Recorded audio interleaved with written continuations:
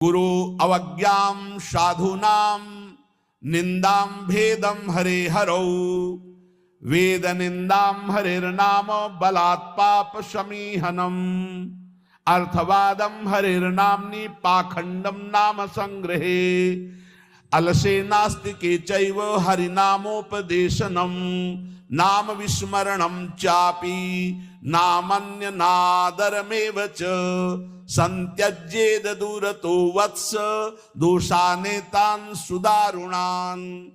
हे वत्स, इन 10 अपराधों से बच गए तो नाम तुम्हें भगवत प्राप्ति करा देगा। अगर ये 10 अपराध है तो ये दारुण अपराध नाम का प्रकाश नहीं होने देते। पहला, नामदाता गुरु का अपराध, उनकी अवज्ञा, उनका अनादर।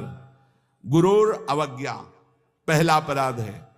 जो नामदाता गुरु की अवज्ञा करता है, चाहे जितना सर के बल खड़े होकर के साधन कर लो, वो मंत्र और नाम सिद्ध ही नहीं हो सकता, क्योंकि मंत्रदाता का अपराध करने वाले के हृदय में कहीं मंत्र प्रकाशित होता है।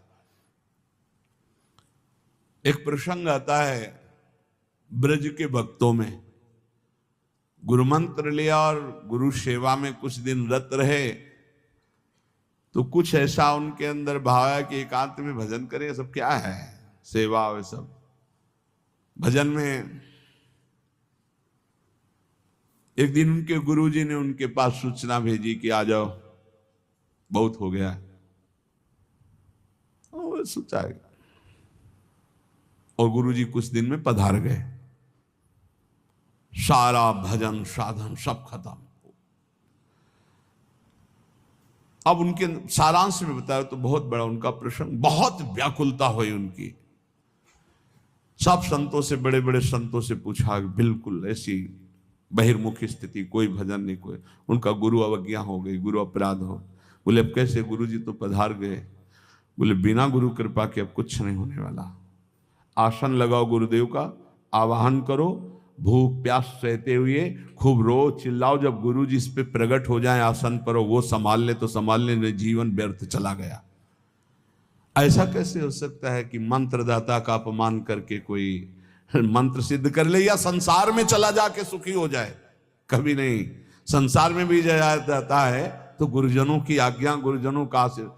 जब ब्याह होता है तो गुरुजनों का आशीर्वाद, आचार्य का आशीर्वाद, देवी देवताओं का पूजन बड़ा मंगलमय होता था। इसीलिए अब आज का जो जीवन गृहस्थी का बड़ा संकटपूर्ण जीवन है, क्योंकि ना तो आचार्यों का आशीर्वाद है, ना गुरुजनों की सलाह है, ना भगवत मनमानी आचरण व्यभिचार प्रवृत्तियां बढ़ रही हैं, तो कौन इन सब बातों को माने।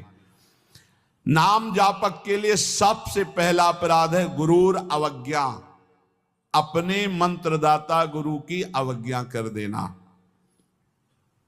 गुरु का अपमान कर देना। अब कोई गुरु को ऐसे थप्पड़ थोड़ी मारता है, कोई गुरु को ऐसे थोड़ी। गुरु अवज्ञा का मतलब उनकी रुचि के प्रतिकूल चल देना, अपनी रुचि रखना। अच्छा, गुरु अनंत माताओं जैसा वात्सल्य रखते हैं, वो चुपचाप सहन करते हैं। उनका सहन करना तुम्हारे लिए बहुत हानिकारक है।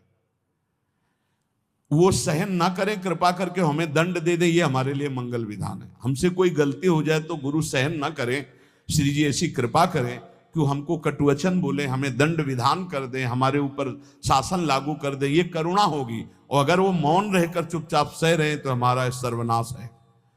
कि हम समझ रहे हैं हमारे गुरु जी प्रसन्न है और वो अंदर से वो जल रहे हैं इस बात से कि ये भगवत मार्ग के विमुख आचरण कर रहा है और मेरी बात नहीं मान रहा, अब मेरा अधिकार कैसे इस पर लागू हो सकता है, ये तो मान ही नहीं रहा।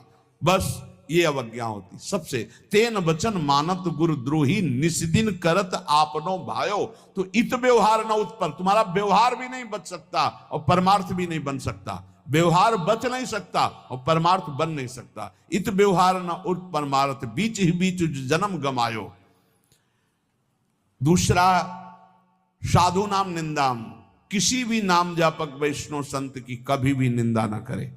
ये नामापराध है। सबसे पहला है गुरुर अवज्ञा, दूसरा है साधु नाम निंदाम। और भेदम हरे हरो, भगवान शंकर और हरि में भेद न करे। वही हर है, वही हरि है, वो परस्पर एक लीला करते हुए विराजमान है। हरि और हर में कोई भेद नहीं, पक्का भेद नहीं। पहला गुरुरवज्ञा, दूसरा साधु नाम निंदाम, तीसरा भेदम हरे हरो, और चौथा है वेद निंदाम। वेद भगवान का वांग्मय स्वरूप है, किसी की रचना नहीं है। भगवान वेद व्यास जी ने वेद का विभाग किया है। वेद की रचना तो स्वयं वेद प्रकाशित हुए हैं। वेद की रचना किसी ने नहीं की, स्वयं वेद प्रकाशित अपौरुषेय है, ये किसी के द्वारा लिखे नहीं हुए। स्वयं जैसे भगवान प्रकट हुए ऐसे वेद भगवान प्रकट हुए हैं। वेद की निंदा करने का अधिकार किसी को नहीं है। हाँ, वेदातीत प्रेम स्थिति है जिसे वेद नेति नेति कह के प्रेमी जन उनका दुलार कर रहे हैं। इसलिए देवर्षि नारद जी स्वयं आज्ञा करते हैं, वेदान्नपि सन्नस्ति सा केवलम मौछिन्न अनुरागम लभते। जो वेदातीत स्थिति प्रेम को प्राप्त करना चाहते हैं, वेद का सम्यक रूप से पूर्णता पूर्वक त्याग करते, तिरस्कार पूर्वक नहीं। जैसे भगवान श्री कृष्णचंद्र जी स्वयं आज्ञा करते हैं, त्रिगुण्य विषया वेदा निस्त्रिगुण्य भवा अर्जुन। हे अर्जुन, जो विभाग विषय का तीनों गुणों के अंतर्गत वर्णन किया जाता है, उससे ऊपर उठो, त्रिगुणातीत अवस्था को, निस्त्रिगुण्य अवस्था को प्राप्त हो। वेद की निंदा करने का अधिकार किसी का नहीं। वेद अपौरुषेय भगवान का वांग्मय स्वरूप है। जो वेद की निंदा करते हो कभी भी नाम जापक, सफल नाम जापक नहीं हो सकते। हरे नाम बलात् पाप शमीहनम। जिन्होंने महिमा सुनी कि भगवान के नाम जप से पाप नष्ट हो जाता है, नाम संकीर्तनम यस्य सर्व पाप प्रणाशनम।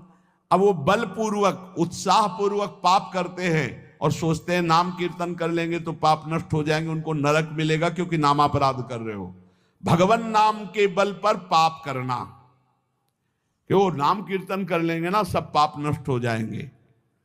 फिर कह रहे अर्थवादम हरिर्नामनि, भगवान के नाम की महिमा को सुनकर के कि अरे ये तो सब फल स्तुति केवल वर्णन है, ऐसा नाम का फल नहीं है, ये नामापराध है। नाम के प्रति अर्थवाद की केवल फल स्तुति मात्र है, नाम की ऐसी महिमा नहीं है, ये नामापराध है। और पाखंडम नाम संग्रहे, नाम लेने में पाखंड फैलाना, नाम की आड़ में व्यभिचार करना, नाम की आड़ में रुपया कमाना, नाम की आड़ में मनमानी आचरण करना, ये पाखंड है। ये नाम में पाखंड फैलाना, ये सब पाखंड की अंतर्गत आता है।